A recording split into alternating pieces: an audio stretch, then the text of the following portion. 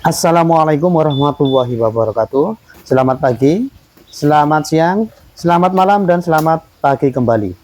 Berjumpa lagi dengan saya di Mr. D channel yang membahas seputar hal-hal kecil yang mungkin bisa Anda kerjakan sendiri. Do it yourself, 1000% risiko ditanggung penumpang. Baik, kembali lagi dengan saya bersama Mai Paijo. Kali ini Pak Ijo saya terkendala rem depan tidak pakem.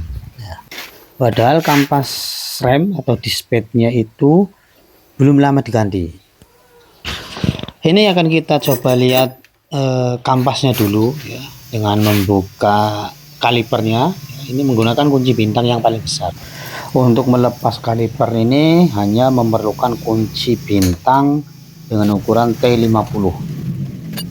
Kemudian nanti untuk melepas kampasnya itu kita memerlukan pencungkil atau tang spi. Karena di sini ada spinya kecil sekali, kita cungkil.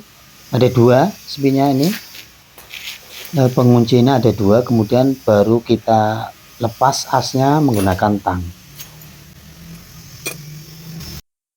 Ternyata sama seperti dugaan saya ya, bahwasanya kampas disnya ini tidak seutuhnya masuk semua. Nah, jadi cakramnya hanya sampai di sini saja.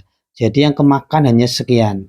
Nah, dan yang tidak termakan ini akhirnya apa? Mengganjal ketika direm, dia sudah menempel ya, tapi cakramnya tidak terjepit sehingga tidak pakem. Nah, seperti ini. Kan longgar ya.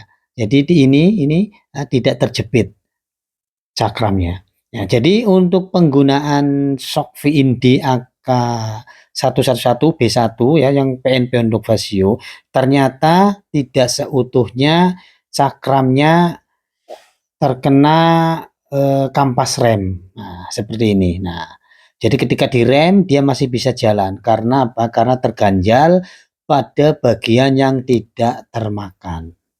Nah, seperti ini. Nah, tuh kan mengganjal bagian kampas yang tidak termakan itu mengganjal.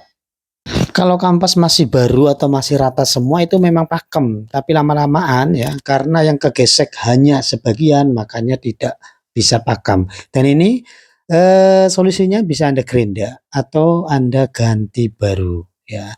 Kalau belum ada dana mungkin belum mau ganti ya, Anda bisa menggerinda pada bagian yang tidak termakan sehingga rata semua. Baik, demikian dari saya, mudah-mudahan bermanfaat ya cara mengatasi rem depan yang tidak pakem setelah upgrade shock menggunakan VIND AK111B1.